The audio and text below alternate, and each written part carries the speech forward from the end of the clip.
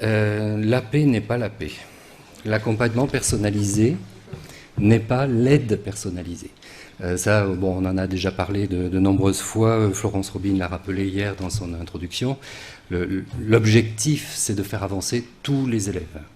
On ne va pas se focaliser sur les élèves en difficulté. Ça ne fonctionne pas. Si on ne se focalise que sur eux, il faut s'occuper de tous les élèves, que ce soit les élèves en difficulté, parce qu'ils ont du mal, ils ont un retard, on va dire, d'une façon ou d'une autre, parce qu'ils sont au contraire, entre guillemets, trop intelligents, hein, les enfants intellectuellement précoces qui finissent par avoir des difficultés scolaires, mais il ne faut pas oublier les élèves à gratte-au-pêche qu'on a vraiment tendance à oublier.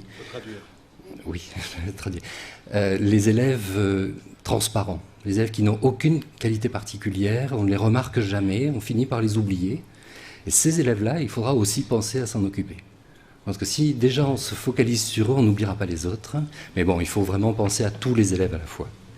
Le décret sur l'accompagnement pédagogique et le suivi des élèves est juste décisif de ce point de vue-là. C'est lui qui, en gros, je résume, mais je vous en recommande très expressément la lecture de ce décret, c'est lui qui explicite comment finalement on met en œuvre la recommandation, aussi c'est plus une recommandation, mais la demande de la représentation nationale d'étendre la notion d'école inclusive. Jusqu'à présent, l'école inclusive, en gros, c'était une école qui permet aux élèves porteurs de handicap de trouver, quel que soit ces handicaps d'ailleurs, de trouver leur place à l'école, hein, et ça s'est maintenu bien évidemment.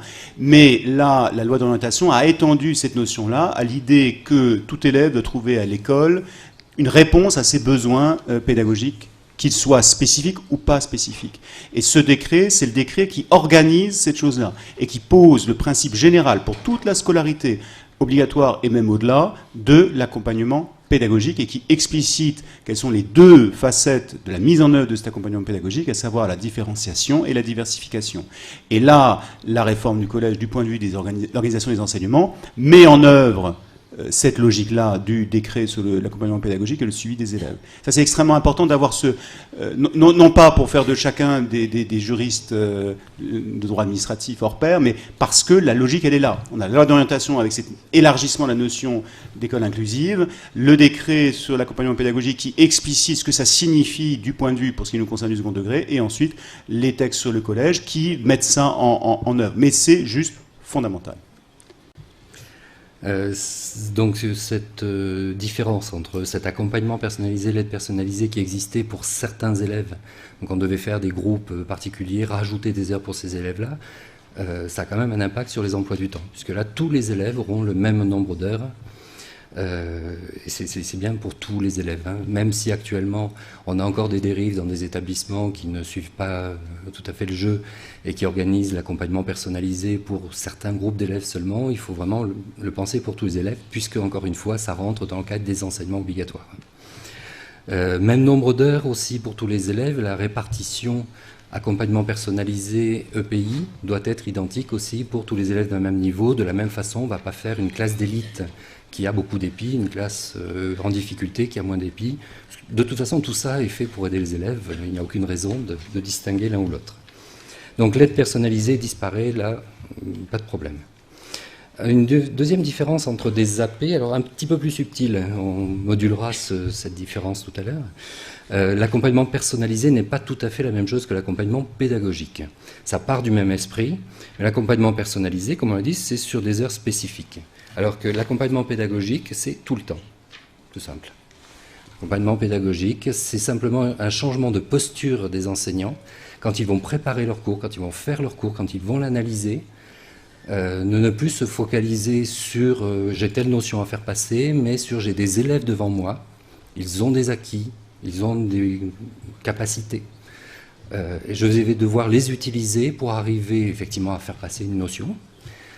Comment c'est passé dans l'analyse, etc., etc. Donc on a vraiment, on l'a testé hier en atelier, quand vous étiez en îlot, on est sorti de ce rapport frontal, par exemple. Voilà, ça c'est une posture d'accompagnement pédagogique. Voilà. on parle dans les textes donc de différenciation, de diversification. Enfin bon, on a plein de méthodes. On est en train de fabriquer justement des ressources pour mieux impliquer, mieux expliquer aux enseignants ce que l'on pourra attendre d'eux dans ce cadre-là. Je vais moduler un petit peu cette différence, c'est à peu près la même chose, on est quand même dans le même état d'esprit, en accompagnement personnalisé, comme je vous le disais tout à l'heure, le problème de l'accompagnement pédagogique, c'est qu'il n'est pas encore intégré par les enseignants, donc on va cibler des heures sur lesquelles ils vont travailler dans cet état vraiment d'esprit, je vais accompagner les élèves, ils vont se focaliser sur cet objectif-là. Mais le but du jeu, et les gens qui ont réellement fait de l'accompagnement personnalisé actuellement, nous disent que finalement ça irradie dans leurs cours, ça irrigue tous les cours et ils ont changé leur méthode de travail dans l'ensemble des cours. Ce sera l'objectif ici. Donc effectivement on peut penser, on a des fondamentaux, le professeur de français, le professeur de mathématiques, on va penser à eux, mais il ne faut surtout pas limiter à ces enseignants-là l'accompagnement personnalisé. C'est l'ensemble des disciplines qui va intervenir, qui va être touché, avec des co-interventions peut-être pluridisciplinaires aussi.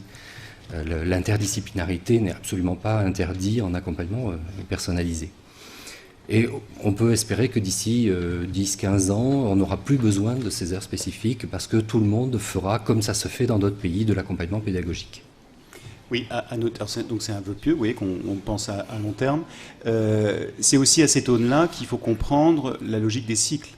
Parce que, comme c'était dit hier pendant la table ronde avec les collègues inspecteurs généraux, donner du temps, avoir cette perspective sur 3 ans et pas de se limiter à une année scolaire, ça n'a de sens évidemment que si on sort de cette idée que on a des élèves qui correspondent à un standard et on vise ce standard. Et il me semble que le projet de programme du CSP dit quelque chose de très fort dans son introduction de ce point de vue-là. Parce qu'il dit bien que précisément, il s'agit de coller au réel et pas à une espèce d'idéal qu'on n'atteint pas, qui n'existe pas. Hein. Ça, c'est vraiment au cœur même de cette notion d'accompagnement pédagogique.